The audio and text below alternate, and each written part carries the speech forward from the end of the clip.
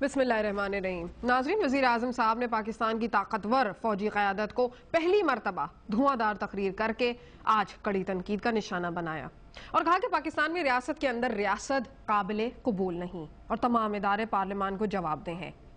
Abbottabad commission बनाने का मकसद उसामा बिन लादेन की मौजूदगी की तहकीकात था, लेकिन इस मसले को पसे पुश डालकर अब हुकूमत से अमरीकियों को पाकिस्तान के वीजे देने का हिसाब मांगा जा रहा है। मगर हुकूमत पर इल्जामात लगाने वाले पहले ये बताएं कि उसामा बिन लादेन किस वीजे पर पाकिस्तान आया और कैसे कई साल यहाँ छुपा रहा। उन्होंने अपनी बेबसी का इजहार कुछ यूं भी किया कि उनका मकसद हुकूमत नहीं, और अगर वो अवाम के हुकूक का तहफ़्फ़ुज़ नहीं कर सकते तो फिर उनको कोई हक नहीं कि वो ऐवानों में बैठकर हुकूमत करें, जबकि इख्तियारात दरअसल किसी और के पास हों। नाज़रीन, वज़ीर आज़म साहब का ये सख्त बयान एक ऐसे नाजुक वक्त पर सामने आया है जब उसमें मेमो स्कैंडल केस की समाअत जारी है, जिसमें सियासी और फौजी क़यादत के बिल्कुल मुतज़ाद मौक़िफ़ सामने आए हैं और इसी बुनियाद पर रियासत के दोनों अहम इदारे आमने सामने भी आ खड़े हुए हैं।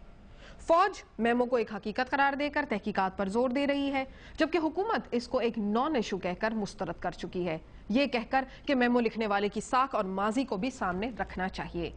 और मेमो गेट स्कैंडल पर सुप्रीम कोर्ट में जाना पार्लियामेंट के खिलाफ साजिश भी है।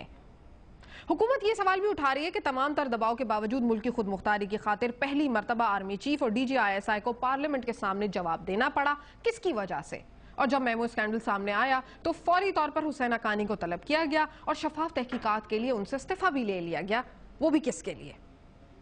नेटो हमलों के बाद फौरी तौर पर दिफाई कमेटी का इजलास तलब करना, नेटो सप्लाई बंद करना, शम्सी एयरबेस खाली कराना, बॉन कॉन्फ्रेंस में सख्त आलमी दबाव के बावजूद अदम शिरकत के फैसले पर कायम रहना हुकूमत अपनी जुर्रतमंदी करार दे रही है, जिसमें तहरीक इंसाफ को यह कहकर तनकीद का निशाना बनाया गया है कि 18 करोड़ आवाम के जज्बात की तर्जुमानी हुकूमत ने की और नेटो सप्लाई म्यूजिक कॉन्सर्ट करने से बंद नहीं की जाती। नाजरीन, सुप्रीम कोर्ट ने मुतनाज़ मेमो में मंसूर एजाज और हुसैन हक्कानी की तरफ से फौज और ISI पर मुबैना तौर पर लगाए गए इल्जामात पर वजारत दिफा से रिपोर्ट तलब की थी, जिसके जवाब में हुकूमत पाकिस्तान ने सनसनीखेज एतराफ़ किया कि फौज और ISI हुकूमत के कंट्रोल में नहीं, तो लिहाजा हुकूमत से उनके बारे में कुछ ना पूछा जाए। नाजरीन, ये एक अनकही हकीकत है इस मुल्की के फौज हमारी मुल्की मामलात में हरफ़े आखिर रखती है, मगर जनाब ये भी हकीकत है कि मुल्क की तारीख में ये पहली मरतबा हुआ है कि किसी मुंतखब हुकूमत ने फौज और ISI पर ऑपरेशनल कंट्रोल ना होने का बरमला इजहार भी किया हो। अगर हम आइन और कानून की बात करते हैं तो अथॉरिटी पार्लियामेंट को हासिल है। सवाल ये है कि अब जब हुकूमत ने यह एतराफ़ सुप्रीम कोर्ट के सामने कर ही लिया है कि फौज और ISI हुकूमत के कंट्रोल में नहीं, और अगर ऐसा ही है तो अब सुप्रीम कोर्ट आइन की बालादस्ती के लिए क्या करेगी?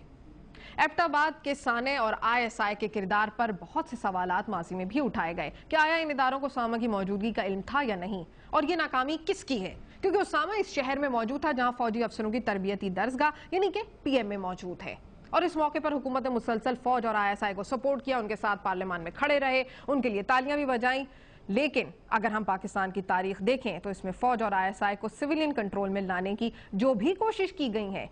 उनको हमेशा नाकामी उसमें सिर्फ सिविल हुकूमत को हुई है। कारगिल का वाकया और मियां साहब का खानदान समेत मुल्क बदर होना शायद हम सबको ही याद होगा।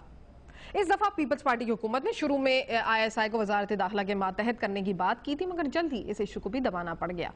अब सूरत हाल यहाँ वाज़ेह हो गई है कि हुकूमत और फौज के दरमियान टकराव मौजूद है और बीच में मौजूद है अदलिया,